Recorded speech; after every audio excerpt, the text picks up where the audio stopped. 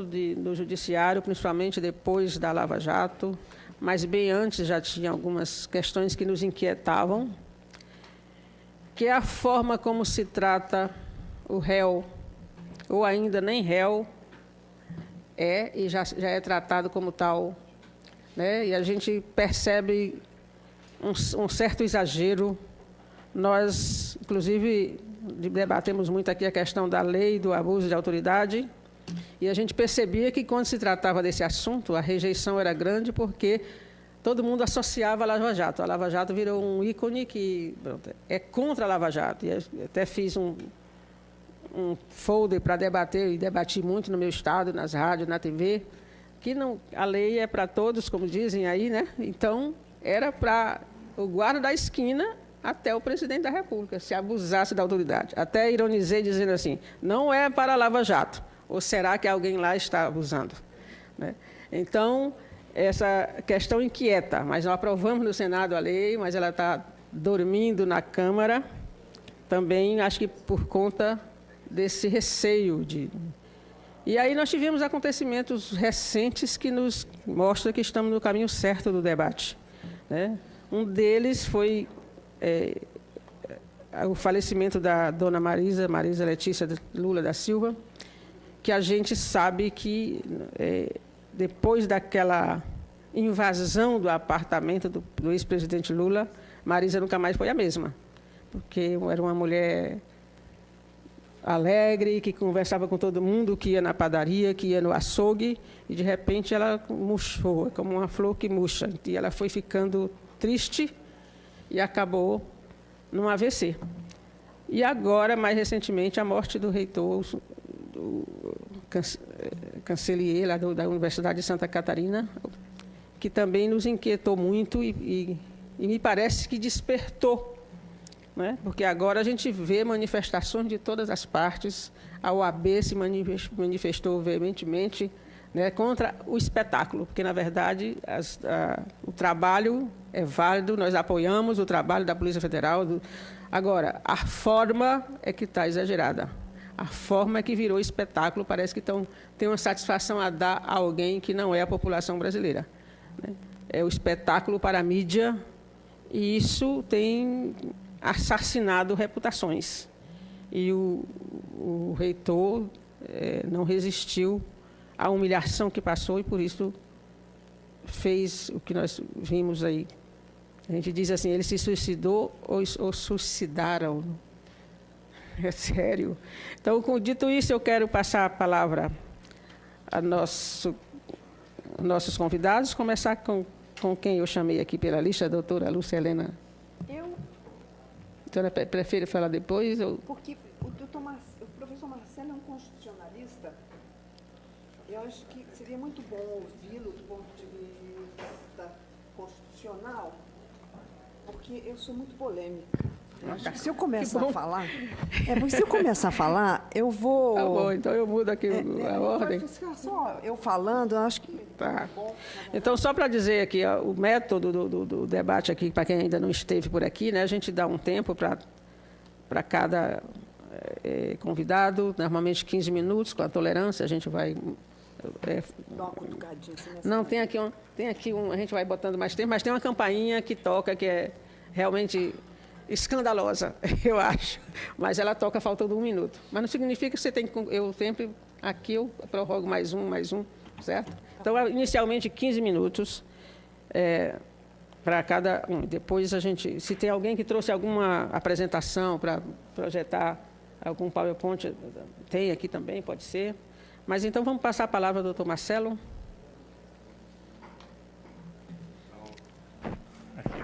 Já botaram assim, doutor Marcelo Neves, acadêmico. Eu digo, a gente tinha que ter botado mais uns dados aqui, eu não li, porque professor tinha... não vamos... Não, isso foi mal, não. O importante é o que eu vou dizer. Com a palavra, doutor Marcelo Neves.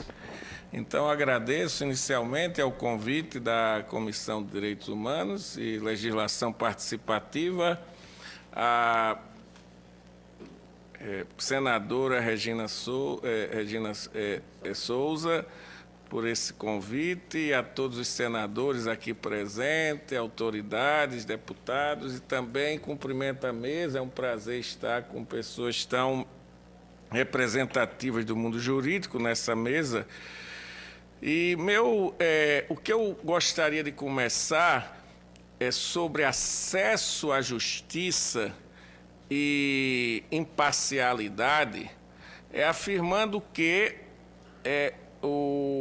há as condições não jurídicas do direito, ou melhor, condições não jurídicas do jurídico. A crença nossa e dos políticos brasileiros em geral, de um fetiche de construir novos textos legais ou novas modificações pontuais na Constituição para alcançar mais acesso à justiça ou uma imparcialidade do juiz é problemática se nós nos concentramos apenas nisso. E quais são essas condições não jurídicas que prejudicam esse acesso generalizado à justiça e à imparcialidade no judiciário? Nós podemos começar com problemas graves de exclusão social.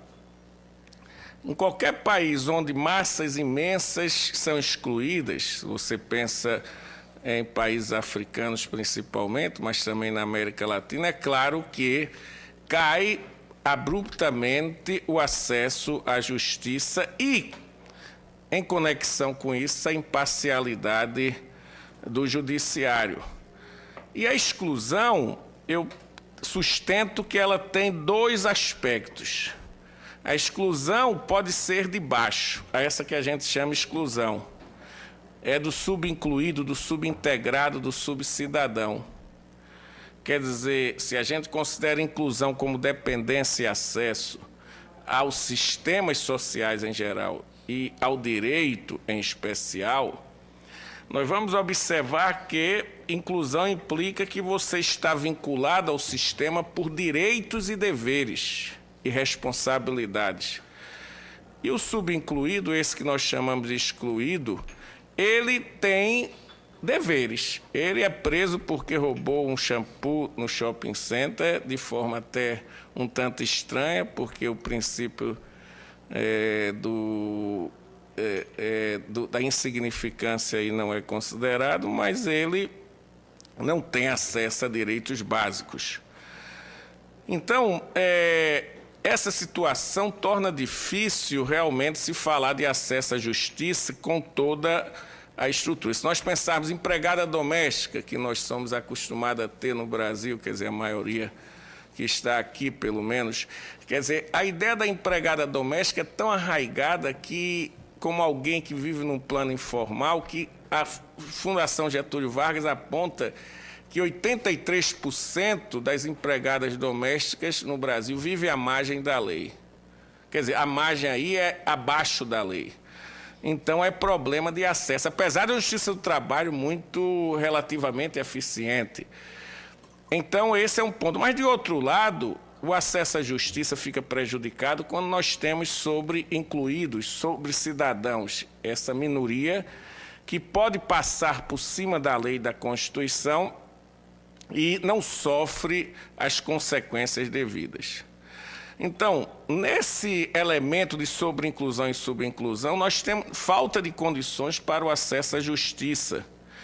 E, evidentemente, quando há mortes de quilombolas ou de, agora recentemente, de índios isolados na Amazônia, e o sistema de justiça não funciona adequadamente, nós observamos aí que a questão vai além de instituições jurídicas.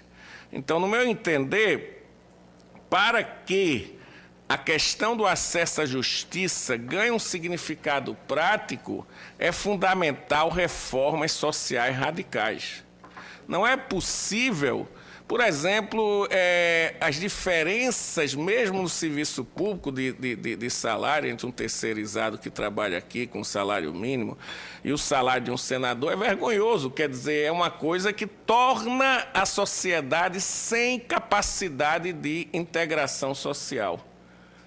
Porque há uma desconfiança recíproca quando os níveis dentro do próprio serviço público chega a esse nível. Também no judiciário é uma vergonha o que se ganha no judiciário comparando com o salário mínimo do país. Quer dizer, uma coisa vergonhosa que destrói a possibilidade de igualdade perante a lei, porque as desigualdades são tão grandes já na estrutura da própria economia privada, mas também no próprio setor público já é chocante. Então é muito difícil nós conseguirmos acesso à justiça sem transformações radicais na sociedade e na estrutura do aparelho estatal. Eu me lembro que quando eu estava fazendo meu doutorado na Alemanha, claro que teve nazismo, teve tudo, não vem aqui com papo outro, que teve guerra, teve Hitler, não estou falando isso. Eu me lembro que eu estava no Tribunal Constitucional Alemão e o Dieter Grimm comia no mesmo bandejão do porteiro, que era o presidente da corte, e ele pagava com o dinheiro dele aquele bandejão. Quando eu cheguei aqui, um Tribunal Regional Federal me convidou para uma palestra, e quando eu cheguei lá, tinha garçons com smoker e nos servindo um lanche caríssimo, que não pode ser um lanche daquele. Por que eu mereço aquele lanche? Por que eles merecem aquele lanche e não tem comida para os alunos nas escolas públicas? Então, nesse sentido, nós construímos um tipo de sociedade que nós, mesmo de esquerda, não estou dizendo só, mesmo de esquerda, a gente naturalizou isso. Então, é muito difícil você trabalhar com acesso à justiça quando essa situação é naturalizada. E aí vem a questão da imparcialidade. De certa maneira, o judiciário passa a expressar essa diferença entre subintegrado e sobreintegrado. O juiz ele começa a incorporar esses valores da sobre-cidadania. E como ele incorpora esses valores pelos salários altíssimos em comparação com os outros membros, é claro que ele não tem um elemento de empatia com esse. Eu me lembro quando soltaram o Maluf, o ministro do Supremo, Carlos Veloso, eu olhando a cara dele, não sei o que lá, porque ele criou uma empatia ali estranha, particularista. Mas, evidentemente, se ele for para uma penitenciária brasileira, ele não vai ter nenhuma consideração por esses grupos. O antropólogo Cândido de Lima, ele aponta protocolo e consideração. Ele diz que o protocolo é totalmente jogado de fora se você é uma pessoa mais fraca socialmente. Por exemplo, algema ou não algema. E o protocolo, às vezes, é aplicado muito rigorosamente se você é alguém de um grupo social privilegiado. Então, nós temos uma situação, e hoje a situação é grande porque o próprio judiciário se torna um formato de sobre-cidadãos. Sem controle, quer dizer, a imparcialidade se acaba quando o exemplo vem do próprio do Supremo. A prática do ministro Gilmar Mendes é vergonhosa. Quer dizer, é uma prática que realmente é incompatível com um membro do judiciário. Mas, ao mesmo tempo, os juízes mais fracos na estrutura de poder, e essa relação de subintegração, sobreintegração se reproduz dentro do judiciário, juízes mais fracos na estrutura de poder, eles são muitas vezes levados ao CNJ de uma forma hiper rigorosa, fora de padrões que seriam de Estado de Direito. Então, me parece que a transformação da sociedade para fins de maior acesso ao judiciário e a construção da imparcialidade do judiciário depende de uma sociedade menos excludente, que tem um menor grau de desigualdade. Com a estrutura social que nós temos, é muito improvável, quando um juiz ganha 30 mil quando faz o concurso com 23 anos e o salário mínimo é tanto, enquanto, por exemplo, na Alemanha, na França, aquele nível... Eu estava lá recentemente na Alemanha, eu me impressionei com uma coisa, que o professor, um aluno que eu fui professor lá, disse, sou juiz agora. Aí eu fiz, quanto é que está ganhando? Queria pegar o bonde com a gente. E eu disse, ele não tinha ido de bicicleta para o seminário naquele dia, que ele estava fazendo doutorado, e ele foi de bonde, e eu perguntei, você está ganhando quanto? 4.500 euros, dá uns 15 mil reais, e a Alemanha é muito mais caro. Mas aí é que está a coisa, ele ganha aquele valor, mas a escola pública dá grego e latim, dá tudo que a melhor escola pública, o Piketty diz, ainda o exemplo é a Alemanha. Você tem saúde pública que é completa até com remédio se você pagar. Com toda a reforma neoliberal na Alemanha, a densidade social ainda é muito forte. de tal maneira que você pode ter um salário menor, mas tem transportes públicos. Eu passei agora 2 meses em janeiro e fevereiro de férias trabalhando, né, que eu fico lá como bestão estudando. Então, eu passei lá e eu todo dia de metrô, o metrô funcionava, chegava naquela hora de 2 em 2 minutos. É claro que você tem perdas individuais, privatistas, de ser um privilegiado numa estrutura social. Nós, por exemplo, que incluímos aqui, quer dizer, dentro de carreira do Estado, nós estamos nesse nível, quer dizer, eu sou professor, mas como titular aqui na universidade tem mais 26% do Plano Bresser, que está no Supremo, quer dizer, nós fazemos 2% da população. Então, nós perdemos um pouco a referência de sociedade. Nós não podemos ter uma noção crítica, é claro, só com ônus muito grande, mas na média geral, para refletir sobre essas condições. Então, me parece que os debates jurídicos internos são importantes, em mecanismos, mas se não houver pressupostos sociais, o que há é a tendência à cooptação, à capturação. Isso fica claro com o CNJ, que surpreendeu no início com sua atuação independente, mas agora foi capturado e não serve a nada, a não ser perseguir magistrados independentes, como, por exemplo, desculpe eu falar aqui, o doutor Casaro, brilhante juiz, preparado, que agora tem atos contra ele no CNJ. Então, nesse sentido, eu penso que a questão vai além e transformações sociais profundas são necessárias, mas no momento político que nós estamos, o retrocesso social tende a ser muito grande. Então, a discussão tem que ser de confrontação política, de transformação da sociedade, e só secundariamente de institutos jurídicos. Construir institutos jurídicos sem que a correlação de força, sem que as relações hegemônicas para a transformação não estejam presentes, isso tem pouco significado prático. Então, essas seriam as palavras, e depois nós podemos continuar no debate. Obrigado.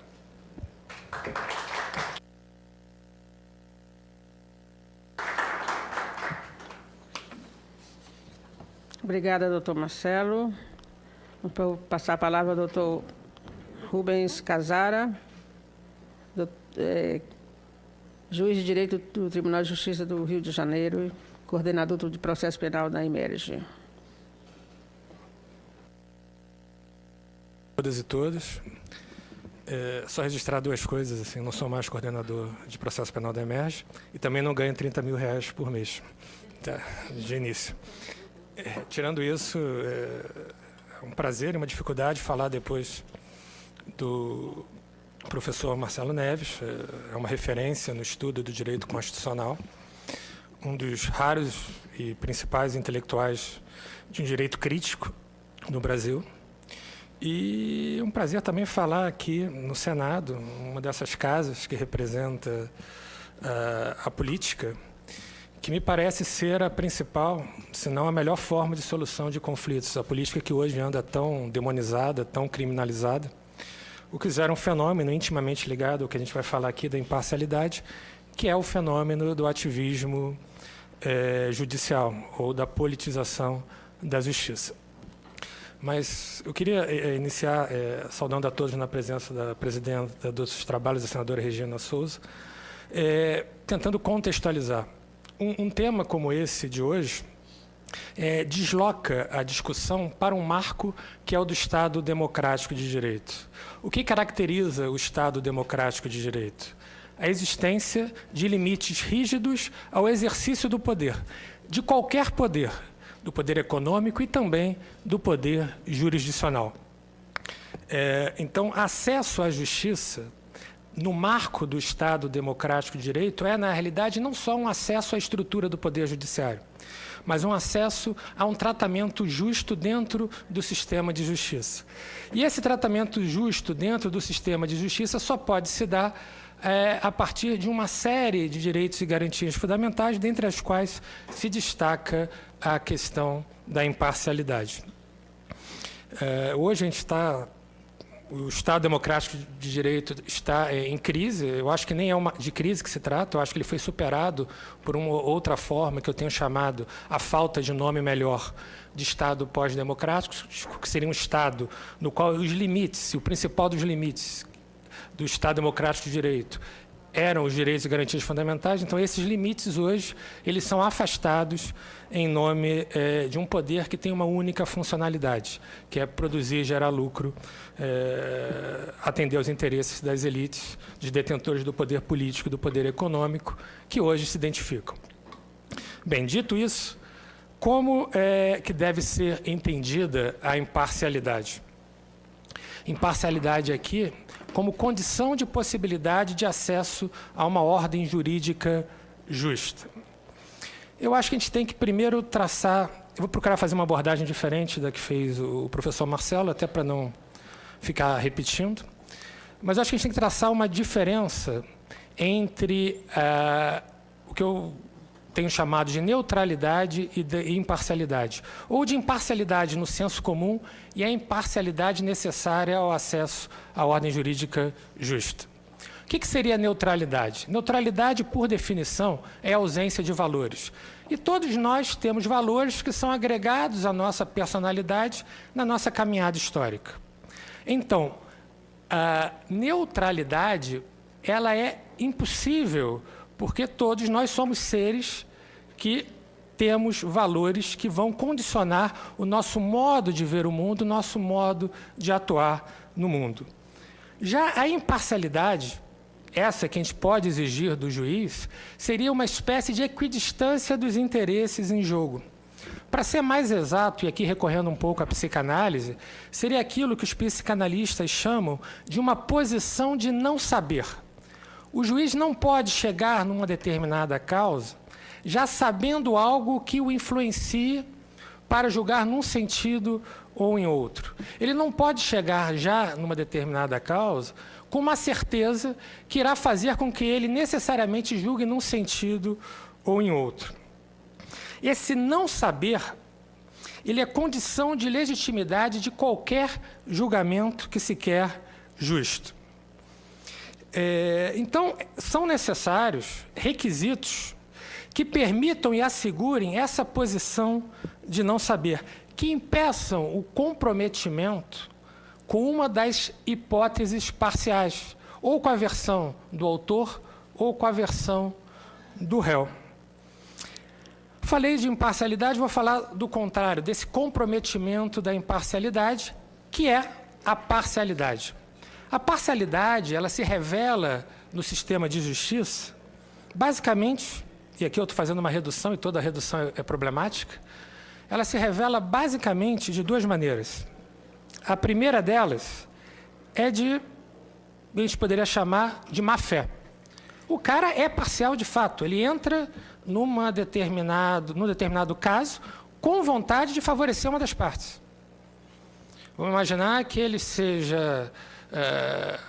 tem uma afeição exacerbada por um determinado partido político e entra num determinado processo com vontade de ajudar esse partido político ou de prejudicar o partido político adversário. Ali nós estamos no plano da má-fé. Isso existe, isso pode ser evitado a partir da criação de bloqueios, de limites, de constrangimentos constitucionais a essa má-fé no processo. Agora, existe uma outra violação da imparcialidade que é mais complicada, que é aquela violação da imparcialidade que se dá na boa-fé do ator jurídico. Eu achava que muitas dessas decisões que me parecem, e parecem a maioria das pessoas equivocadas, eram frutos de má-fé, de abuso, de uma personalidade pervertida. Hoje eu estou convencido de que não, tá? Então eu vou falar um pouquinho dessa parcialidade que se dá de boa-fé. Ou seja, o cara acredita que está sendo imparcial, mas no duro ele está sendo extremamente parcial nos seus julgamentos. Quando que se dá isso? Isso se dá quando o julgador é tomado por uma espécie de certeza delirante. Tem um autor italiano, Franco Cordeiro, que ele chama isso de quadro mental paranoico. Tá? E o quadro mental paranoico pode ser resumido na seguinte expressão: o primado da hipótese sobre o fato. O fato, o acontecimento, a verdade, ela perde importância para uma hipótese.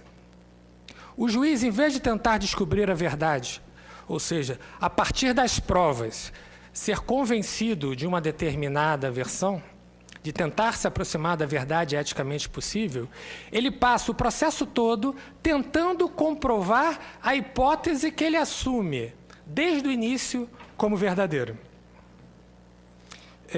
Aquele fato que poderia ser demonstrado através de provas, ele perde a importância.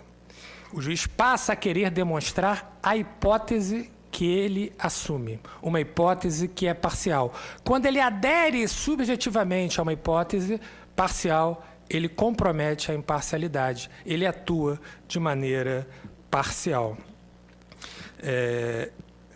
Esses delírios de grandeza que nós vemos, vez por outra, aquela coisa, eu vou eliminar a corrupção, eu vou salvar o Brasil, eu sou o salvador da pátria, confie em mim que eu vou resolver todos os problemas da sociedade brasileira, os políticos não prestam, a esperança está no poder judiciário. Esse tipo de discurso salvacionista é um típico sintoma, é um típico sinal dessa certeza delirante dos quadros paranoicos que comprometem a imparcialidade.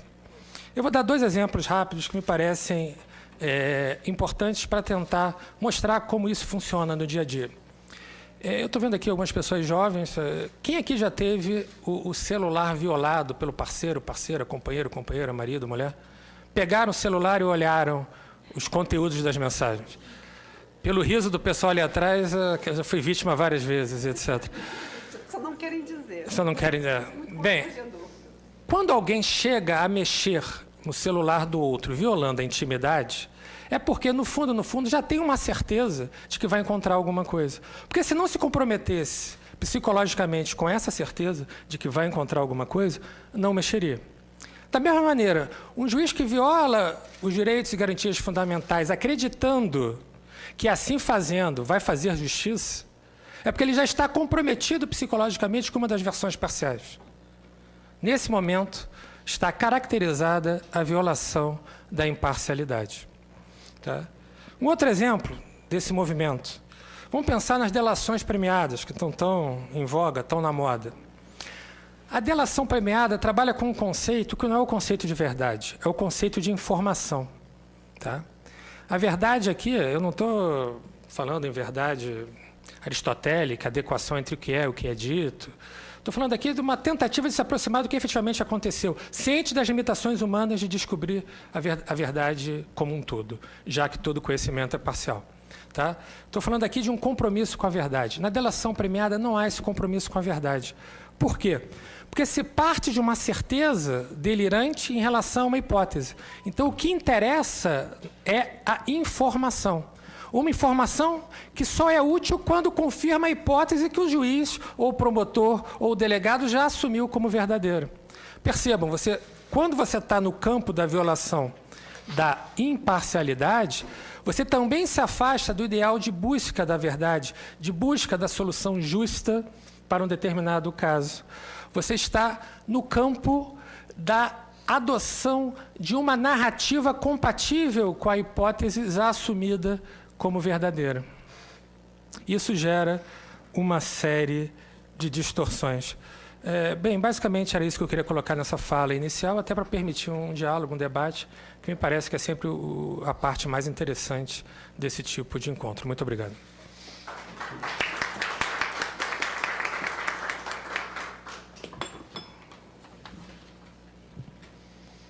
Obrigada, doutor Rubens Casara.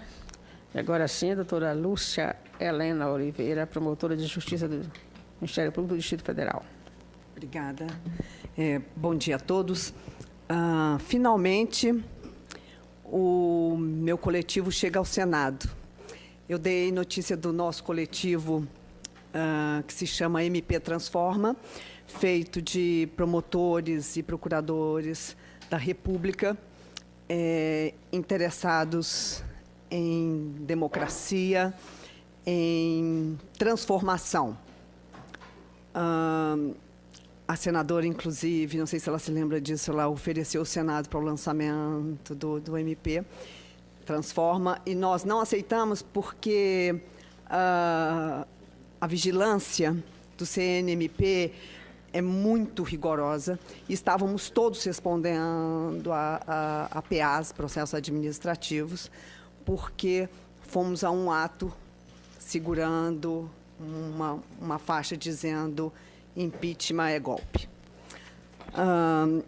Então, só para expressar a minha alegria de estar no Senado, falando de um tema tão caro à minha pessoa, não só à minha instituição, não só ao meu coletivo, mas a mim. Então, quando me deram o tema, o primeiro sentimento foi de perplexidade. Como eu vou falar de acesso à justiça e juiz imparcial? Eu escrevi uma tese sobre acesso à justiça, onde eu defendo o que eu chamo de justiça do cuidado como uma justiça feminina, em contraposição à justiça dos direitos, que eu chamo de justiça patriarcal.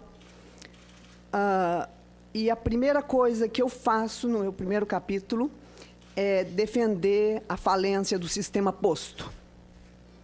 O professor Marcelo disse que não interessa, não dá para falar de acesso à justiça quando não temos justiça social, quando as diferenças, as disparidades sociais são muito intensas. O doutor Casara chama a atenção, muito propriamente, da diferença entre neutralidade e parcialidade.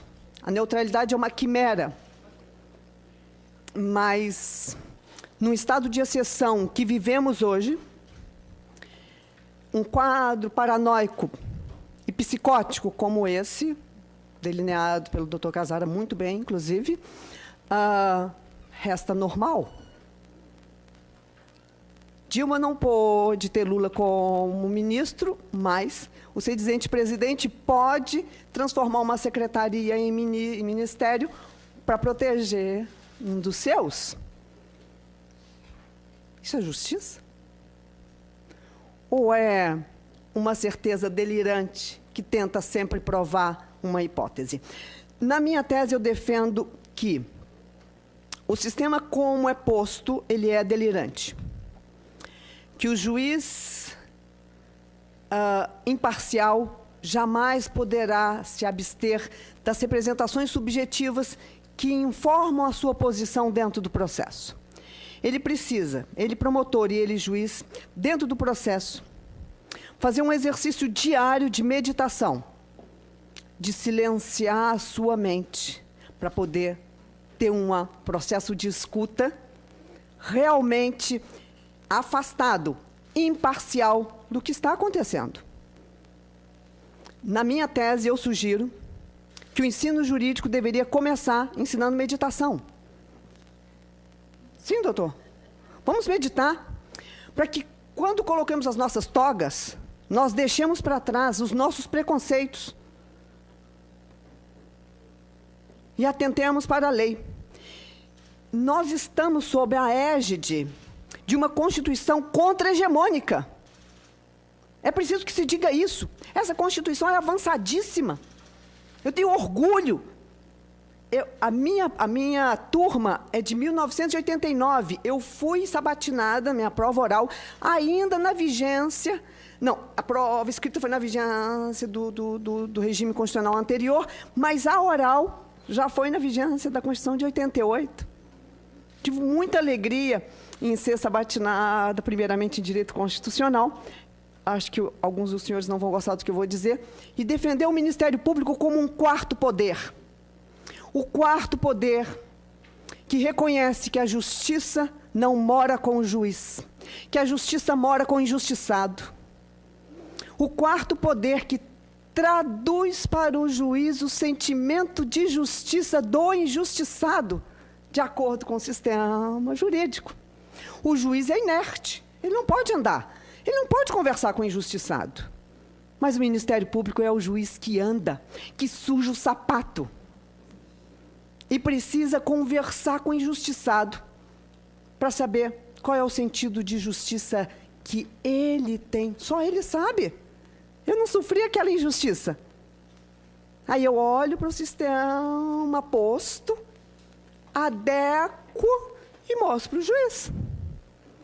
E promovo o que eu acho que é necessário para se restabelecer o sentido do justo do injustiçado.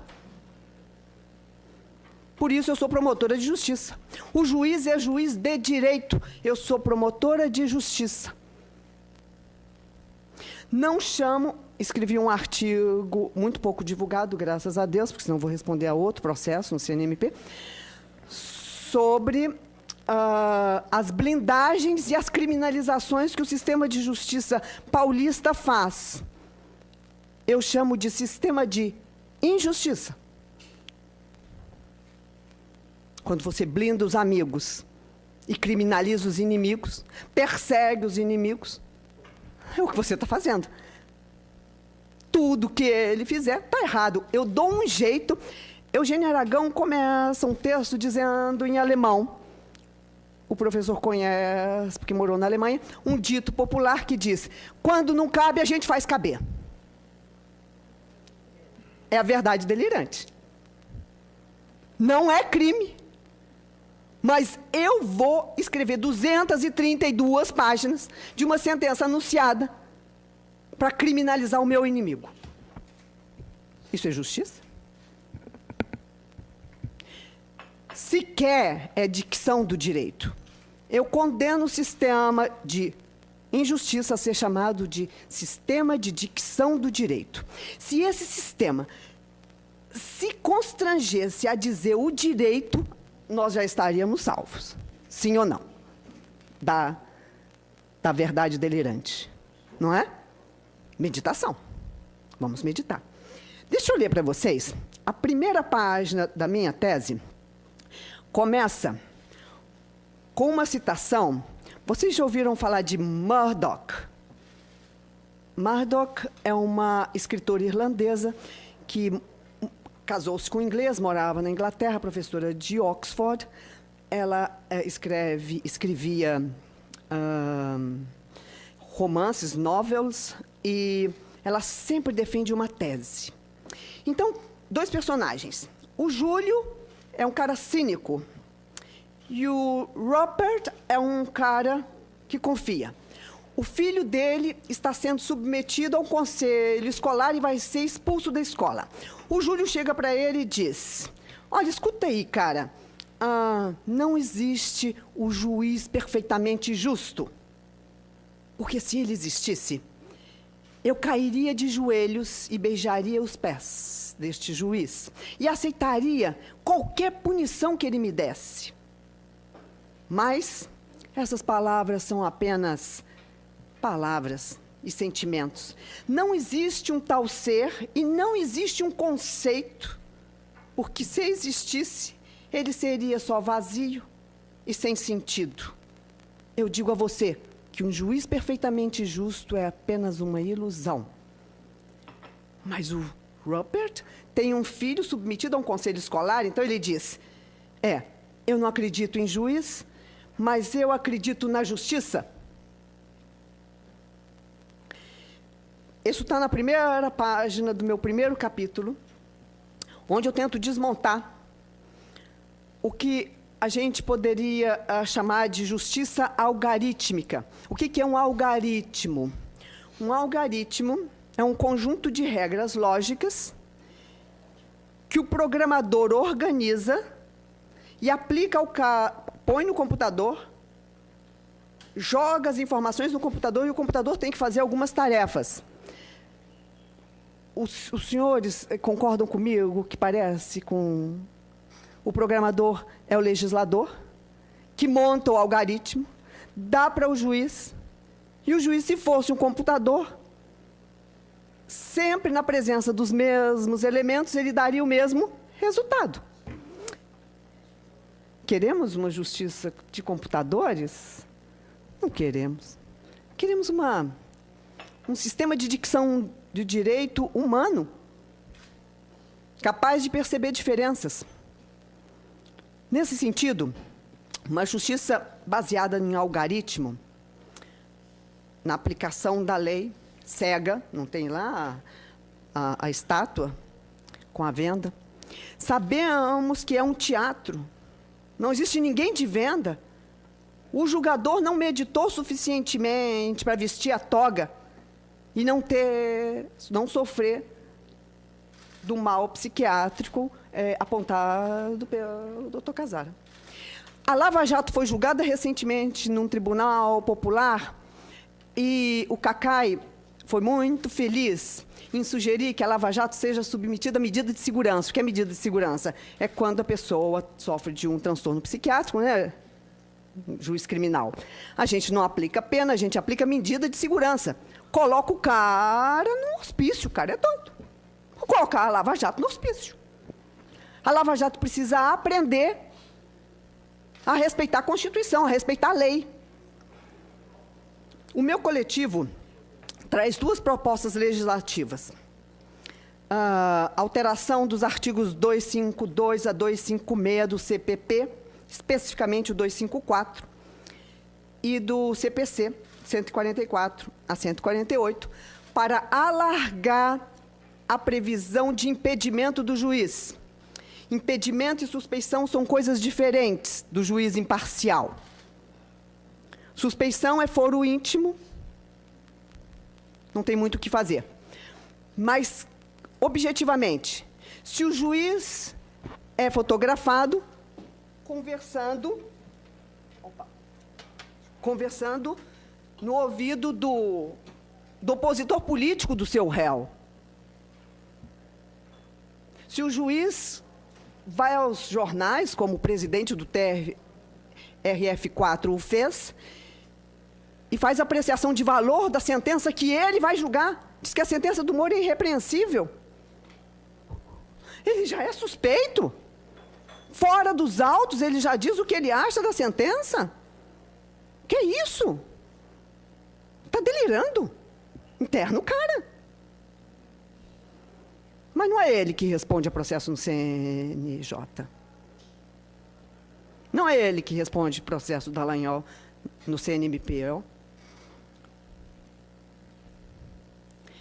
A ampliação seria para, talvez, prever uma exceção de parcialidade, que poderia usar a teoria da aparência. O juiz não deve apenas ser imparcial, ele deve parecer imparcial. Então, ele não pode jantar como o Gilmar Mendes, almoçar, antes daquela sentença que determinou, que condenou a indicação de Lula à Casa Civil, com o pessoal do PSDB. Não pode. Ele não pode dar conselhos para Eduardo Cunha fugir. Pode. Ele é juiz. Teoria da aparência foi adotada pela Corte Europeia de Direitos Humanos. E eu tenho um julgamento aqui da Corte Constitucional Espanhola que adota e retira o juiz, julga o juiz suspeito, porque ele não parece imparcial. Essa é a primeira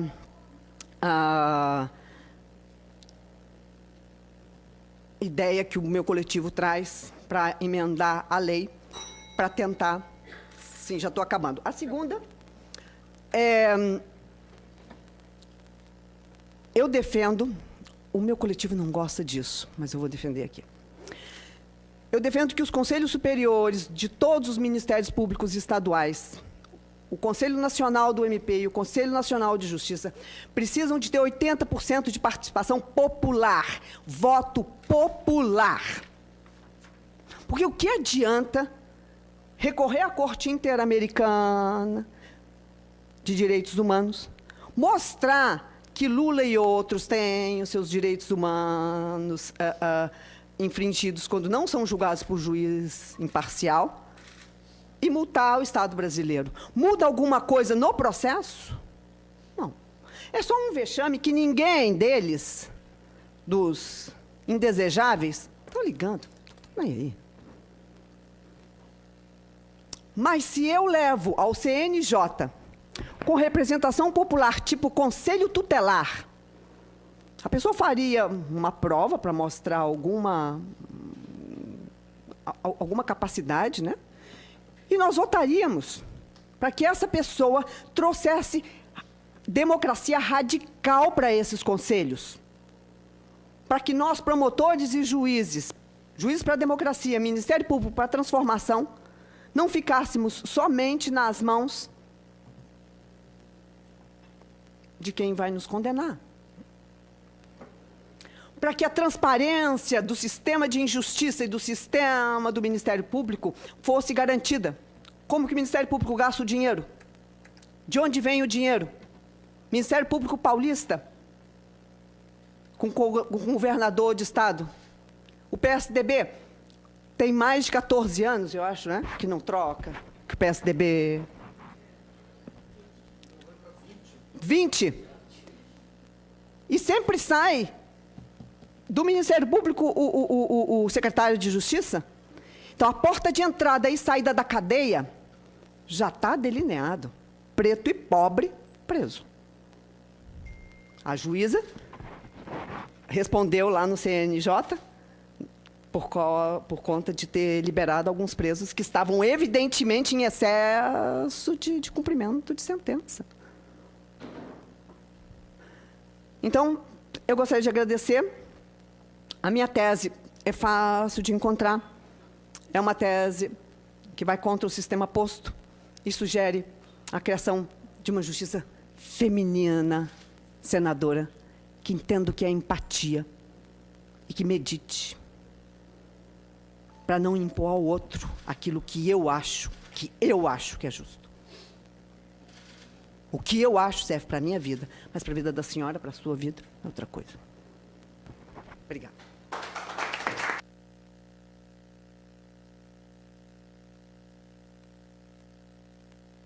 Obrigada, doutora Lúcia Helena.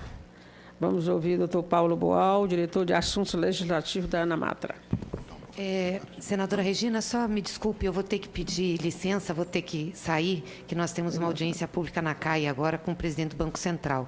Eu vou lá, espero que dê tempo de eu fazer as perguntas que eu quero e voltar aqui. Mas já queria agradecer muito a presença dos senhores aqui, as exposições. Nós estamos transmitindo essa sessão, né? E isso é importante porque tem muita gente assistindo e que quer se inteirar sobre esse tema. Então, também quero agradecer à CDH por ter oportunizado essa audiência. Tudo bem, senadora. Volte aqui também. Tá. Registrar a presença da senadora Fátima Bezerra, do advogado Alexandre Nogueira, lá do meu Piauí, está aqui nos prestigiando. Doutor Paulo Boal, por favor. Bom dia. Em nome da ANAMATRA, gostaria de agradecer o convite que nos foi feito. E, como juiz do trabalho, tentar enveredar um pouco aqui pela área que nos toca mais diretamente. E, para tanto, eu vou traçar alguns paralelos com as informações que foram prestadas pelos demais que me antecederam, porque em algumas falas, em alguns pronunciamentos, eu tenho levantado a bandeira de que a reforma trabalhista ela partiu de uma premissa equivocada. Ela partiu da premissa de que os reclamantes vão ao judiciário por diversão, esporte ou algo parecido, sem que houvesse uma causa efetiva que os levassem à procura da tutela estatal. E, portanto, eu fiz aqui alguns pequenos levantamentos e um fato me chama sempre muita atenção. Eu sou juiz em Rolândia, uma cidade pequena do interior do estado do Paraná. A região, né, de atuação da Vara de Rolândia pega aproximadamente 170, 200 mil habitantes. E nós recebemos 2.800 processos por ano, uma média que vem se mantendo nos últimos 5 anos. Desses 2.800 processos, pelo menos 1/3 diz respeito a frigoríficos. E todos eles envolvem a troca de roupa, a troca de uniforme, que é uma jurisprudência consolidada do TST há pelo menos 30 anos, de que esse tempo, ele é um tempo à disposição do empregador e deve ser computado na jornada de trabalho. Após haver realizado várias e várias audiências, eu decidi ir até uma dessas empresas para obter uma informação um pouco mais segura, né? E fiz uma inspeção judicial em que se apurou que cada trabalhador gastava, em média, 40 minutos na troca de uniforme, 20 na entrada e 20 na saída. Esse valor, né, esse valor tempo, é levado para quase todos os processos que nós temos lá e são realizados acordos em praticamente 100% dos processos. O que, para mim, é uma vantagem sobre o aspecto estatístico, né, se demonstra um grande prejuízo aqui aos trabalhadores. Num cálculo muito simples, se chega ao valor de R$ 1.800 por ano por funcionário, que é subtraído do pagamento. Seriam R$ 150 por mês, né, que deixa de ser pago sem qualquer encargo. Só estou computando aqui o valor da hora efetiva. Ao final de cada ano, nós teríamos R$ 1.800 devido a cada trabalhador. São 3.000, a maior empresa lá são 3.000 funcionários, nós chegaríamos a R$ 450 mil por mês, e ao valor absurdo de R$ 5.400.000 por ano, apenas com a troca de uniforme, que deixa de ser pago. É muito cômodo a empresa ir ao judiciário e fazer acordo em todos os processos, pagando, em vez de R$ 1.400 por ano, pagando R$ 700 por ano. Então, eu tenho advogado a tese de que quem promove a ida do trabalhador ao judiciário não é uma necessidade beligerante de vida. É simplesmente um anseio natural, a cobrança natural de uma parcela que lhe é efetivamente devida. E nós tivemos, durante toda a discussão que envolveu a reforma trabalhista, a hipótese, ou a tese, a idolatria que se criou em relação à diminuição do volume de ações, como se o Poder Legislativo pudesse criar barreiras, evitando que o trabalhador procurasse o judiciário para receber o que efetivamente lhe pertence, seja R$ 1.000, seja 10 mil, seja 1 milhão. E toda a reforma se pautou nisso. Vamos diminuir a quantidade de ações. E como se fez? Dificultando o acesso ao judiciário, tornando a ida ao Poder Judiciário ou cara ou inexitosa, dificultando a execução, que sempre foi um dos alicerces da Justiça do Trabalho, a sua capacidade executória. Então, se mexeu muito no direito material e se mexeu muito no direito processual, dificultando cada vez mais que nós pudéssemos executar as nossas sentenças. Tem alguns aspectos da reforma que são tão agressivas, tão brutais, que se retirou praticamente a possibilidade de discussão de qualquer delito ou de qualquer transgressão contra a pessoa do trabalhador. Nem precisamos discutir questão de horas extras, troca de uniforme, mas como que uma trabalhadora vai conseguir fazer prova efetiva de um assédio sexual, que normalmente acontece nos escaninhos, né, do seu local de trabalho. Dificilmente teremos um assédio sexual que se dê à plena luz do sol, com todos os demais funcionários participando. Se imputou um custo tão elevado ao trabalhador ou à trabalhadora que que se dirige à Justiça do Trabalho, com a possibilidade de ser apenada no pagamento de honorários advocatícios, caso a sua pretensão não seja reconhecida. Tratamos, então, um direito de difícil comprovação como se fosse um crime, né? Ou é litigante de má-fé, ou um falso imputador, né, que vai afetar a moral dos seus efetivos ofensores. Essa situação, e aí eu aproveito o que foi dito pelos demais, ela é tão absurda, tão estapafúrdia, que nós ouvimos diariamente, né, durante aquele período de tramitação, e os que precederam e depois que os sucederam, observações taxando de volumosas e absurdas 3,9 milhões de ações na Justiça do Trabalho em 2016. E esqueceram, né, de relatar que o Brasil conta hoje com uma população carcerária de 608 mil pessoas. Isso sim é absurdo. Uma relação que envolve ou dano patrimonial ou dano contra a vida, nesse número absurdo de 608 mil detentos, sabendo que desses 608 mil, vários outros delitos não são considerados ou não são comprovados a ponto de levar à punição efetiva. Esse número carcerário, essa população carcerária, ela demonstra o que vem sendo relatado pelos demais. O desequilíbrio social que nos leva a esse volume absurdo de ações. Quem dá causa, quem dá efetivamente motivação para o número que até a mim parece estratosférico de ações no Brasil, 101 milhões de ações em tramitação, nós devemos imputar pelo menos metade disso ao próprio Estado, seja na condição de autor, seja na condição de réu, e seja na condição da figura que não conseguiu efetivar as garantias mínimas ou os direitos mínimos da população brasileira. Desse número de 608 mil presos, 67% são negros. O que, mais uma vez, nos leva àquele desequilíbrio absurdo da sociedade brasileira. E não é diferente de outros países. Os Estados Unidos têm 2,2 milhões de detentos, sendo que 3% dos homens negros americanos estão na prisão. Esse volume de dados nos remete a um passado muito recente. Não é? Nós temos pouco mais de 150 anos de libertação de escravos e não conseguimos pagar ainda, ou não conseguimos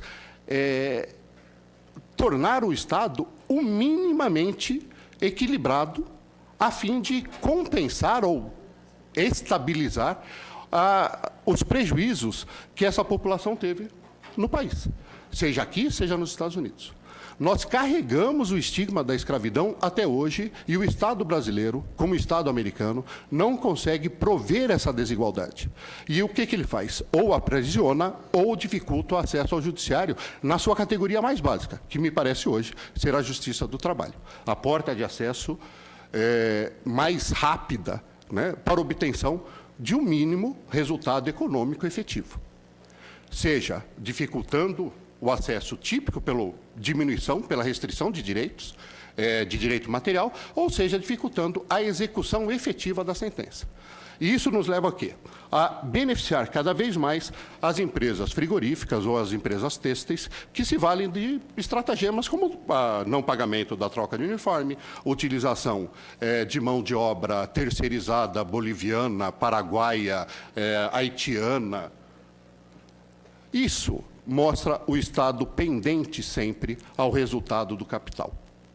Não atende à sociedade, não atende os seus trabalhadores e, provavelmente, não atende também aos interesses da maioria dos juízes brasileiros.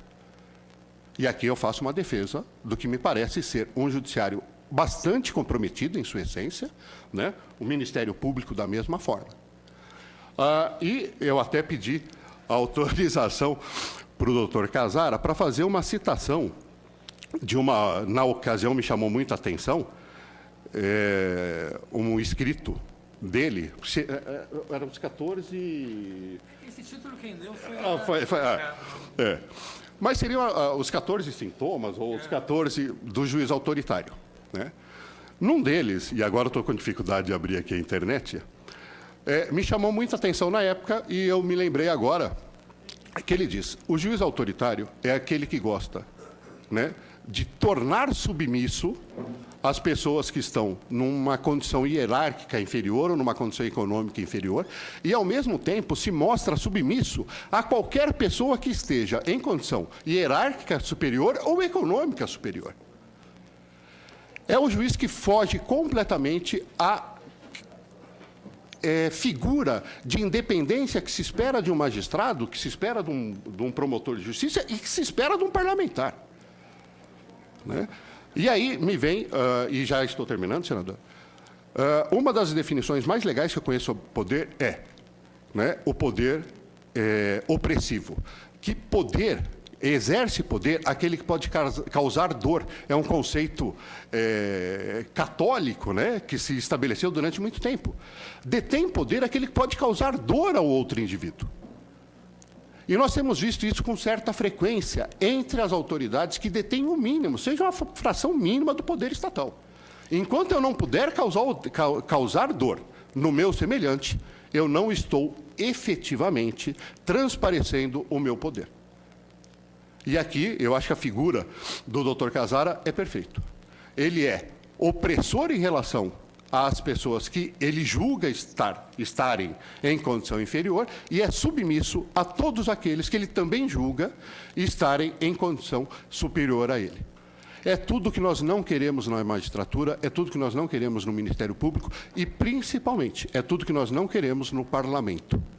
A mesma figura da imparcialidade do juiz é a figura da imparcialidade do deputado federal, do deputado estadual, do senador ou do vereador da menor cidade do nosso grande país. Senhores, obrigado, agradeço a atenção. Senadora, muito obrigado pelo convite que nos foi feito.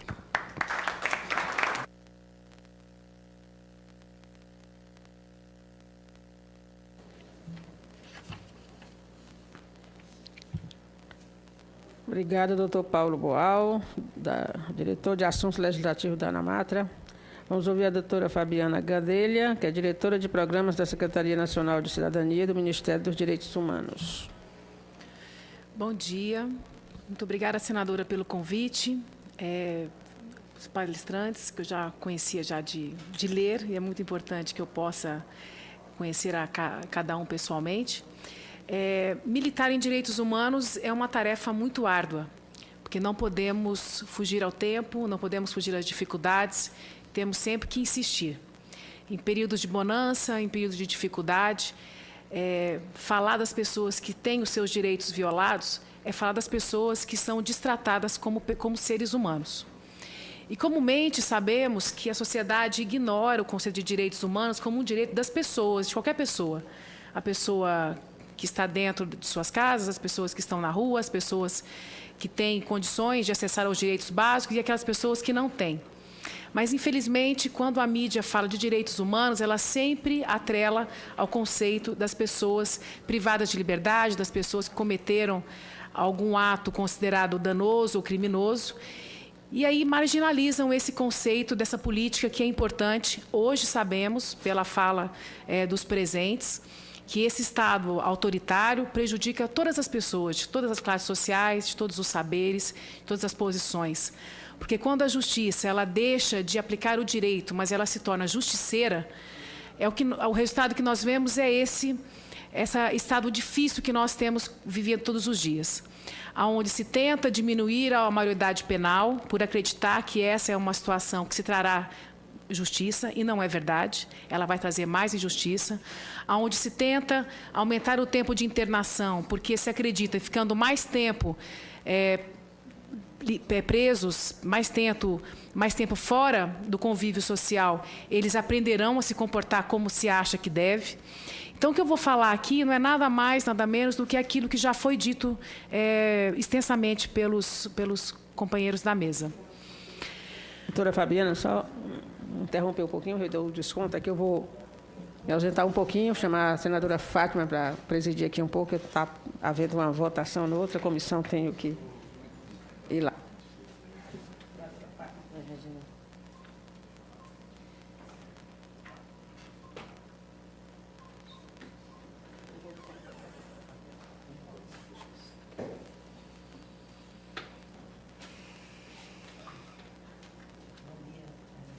Doutora Fabiana, com a palavra novamente. E aí, reafirmando isso que já foi dito na mesa, que quando aumenta a exclusão social, se diminui a igualdade. E aí é onde se pode prever que uma medida de direito ela não pode jamais ser uma medida de segurança pública. Uma sociedade humanamente desenvolvida é onde todas têm direitos iguais para se alcançar os mesmos objetivos, e é onde se possa enfrentar o mínimo possível de obstáculos à realização de suas potencialidades. Então, a justiça ela vem na tentativa de igualar os direitos daquelas pessoas que são violadas. Para trazer um pouco desse reflexo do senso punitivo que o sistema de justiça tem hoje sobre as violações que nós vemos todos os dias, eu trouxe aqui uma amostra desse último relatório do Instituto de Defesa de Direitos de Defesa, que traz o monitoramento das audiências de custódia de São Paulo, como já foi ricamente ilustrado aqui. Bom, esse relatório ele traz dados de fevereiro de 2015 até março de 2016 das audiências de custódia realizadas no estado de São Paulo. De todas essas audiências que foram observadas, nós percebemos que foram presos 10.298 pessoas e 9.131 foram liberadas. Dessas formas de liberação, temos aí a liberdade, que foi onde se percebeu que na audiência de custódia não era devida àquela prisão, aconteceu em 87% dos casos. E 13% houve o relaxamento.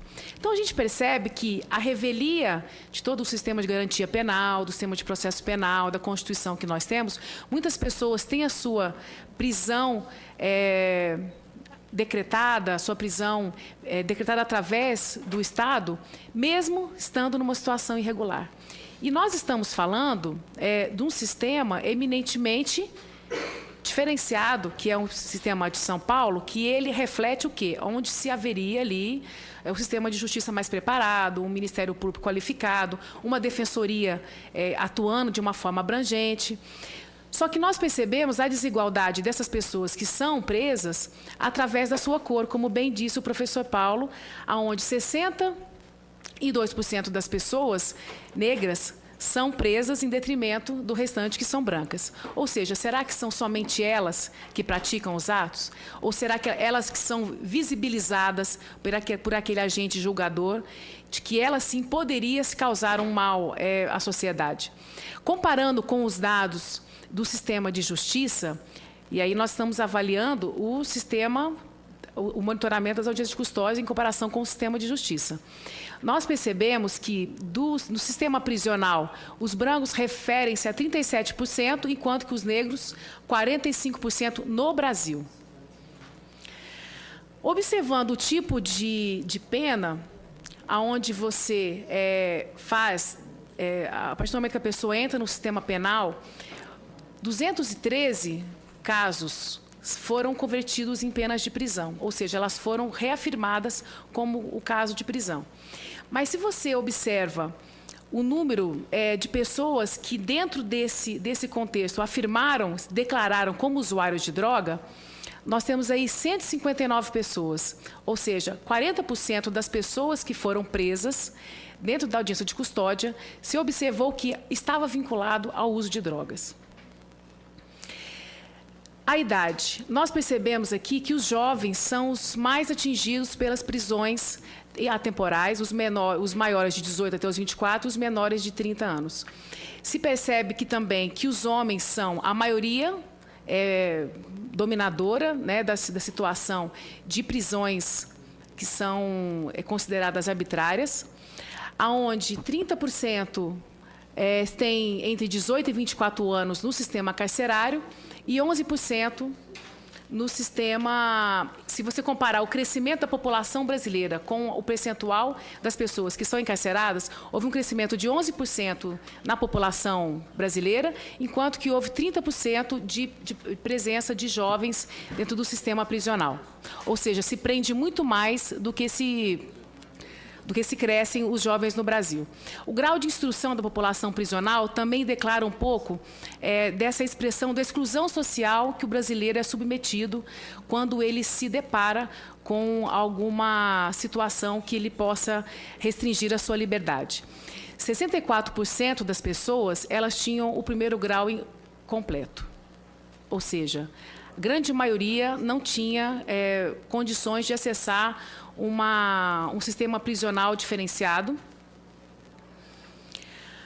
Com relação à renda, 37% recebiam até um salário mínimo, e aí quase 80%, somando entre um salário mínimo e 2, eles estariam aí dentro da grande maioria das pessoas que estariam ali participando desses mutirões de audiência de custódia. Esse dado de 9% de moradores de rua, ele declara um pouco da falta de acesso dessa população a um sistema de justiça justo. Quando se fala na participação de adolescentes, que estão ali envolvidos com os adultos na prática de crimes, nós percebemos aí na mídia também, todos os dias, a culpabilização dos adolescentes por estarem envolvidos, cooptados, não raro, pelo exercício de atividades ligadas ao tráfico de drogas. Nós sabemos que o tráfico de drogas ele é uma das piores formas de exploração do trabalho infantil. E o que nós temos também hoje é a presença massacrante de adolescentes no sistema socioeducativo motivado pela participação de crimes junto com os adultos, onde esses adolescentes, às vezes, ficam até muito mais tempo supridos do direito de ir e vir, submetidos a essa restrição de liberdade do que os próprios adultos. Então, quando se faz uma detenção de adolescentes e de adultos no sistema prisional, o que nós percebemos? Que os adolescentes ficam no sistema educativo, enquanto que os adultos conseguem ficar bem menos tempo do que eles. E aí, quando se pergunta quem fez a defesa técnica dessas pessoas, dentro dessa audiência de custódia, foi detectado que 80% são as defensorias públicas, 18% são os advogados particulares e 2% o advogado ad hoc.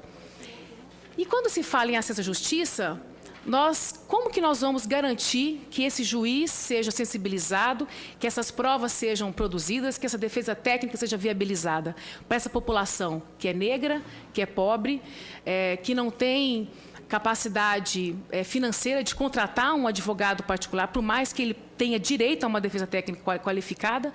Como que nós vamos garantir esse acesso à justiça?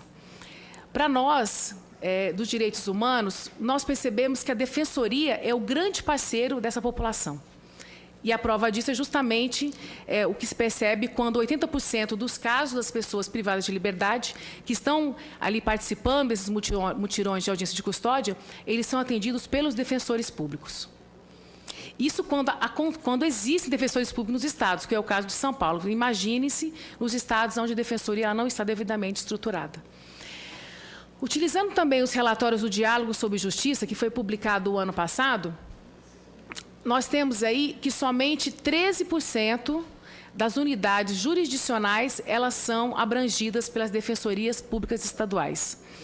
São estruturas ainda muito pouco presentes nas comarcas, nas unidades, e qualquer lugar que você vai, que você visite, que você perceba, que você vê, que você observe como que esses espaços eles são incapazes de atender a tamanha demanda, mas eles são tão capazes de defender os direitos dessas pessoas. Os defensores, eles conquistaram recentemente, né, o direito de fazerem parte do rol do sistema de justiça através da Emenda Constitucional 80 de 2014. Temos aí um compromisso de atingir, em 8 anos, todos os estados brasileiros, mas o que temos percebido é que cada vez mais as pessoas elas estão precisando cada vez mais da defensoria e cada vez menos nós temos acesso a essa justiça. A diferença entre uma defesa técnica realizada por um advogado que tem tempo, capacidade e condição de defender o seu cliente, ela pode garantir, sim, um pouco a revelia de toda a arbitrariedade do sistema de justiça, dessa política, desse sistema judiciário cada vez mais politizado e cada vez menos técnico. Se isso acontece com os advogados particulares, que têm todos os instrumentos, os insumos para poder garantir os direitos dos seus clientes, imagina o que não acontece quando esse cidadão pobre, negro, sem acesso à justiça e sem condição de ter o seu processo legal devidamente garantido através de uma justiça técnica qualificada. Como é que nós vamos garantir essa justiça se a Defensoria não estiver presente em todos os estados, se a Defensoria não estiver igualmente equiparada tecnicamente, financeiramente ao Ministério Público e ao sistema de justiça? Como que ela vai garantir direito a esse brasileiro que precisa do defensor e que também está privado da sua liberdade? Quando se fala em Defensoria Pública da União, não é diferente. Nós temos no Brasil inteiro somente 550 defensores públicos federais, que servem também para atender essa demanda que está encarcerada, mas também para poder atender os outros direitos que são litigados contra o Estado. Então, dentro dessa política de direitos humanos, o nosso grande parceiro é a Defensoria Pública da União, porque são eles que fazem, que garantem, que fazem as visitas, que elaboram os relatórios da situação carcerária no Brasil, são eles que são os principais peticionários da Comissão Interamericana de Direitos Humanos, são eles que retratam com imparcialidade, com fortaleza, a situação crítica dos direitos humanos no Brasil. E partindo dessa parceria que se torna uma política apartidária, impessoal, entra político, sai político, a Defensoria sempre é aquele parceiro da primeira hora que vai garantir os direitos das pessoas, vai garantir os direitos humanos, que este ano o MDH ele idealizou uma proposta de emenda para 2018, que seria uma forma de garantir a capilarização da Defensoria Pública da União e dos Estados nos interiores, garantindo aí o atendimento à população de rua, que não consegue acessar, às vezes, enfim, pelas enormes dificuldades que essa população atende. Nós idealizamos a Van dos Direitos como uma alternativa para que a Defensoria possa... Estou acabando já. Para que a Defensoria possa ser o braço forte da política de direitos humanos a partir dos próximos anos. Sabemos que os investimentos estão aí prejudicando a interiorização das defensorias públicas para os próximos anos, e uma solução que a gente pôde encontrar era a equipagem, através dessa van, que ela pudesse também contar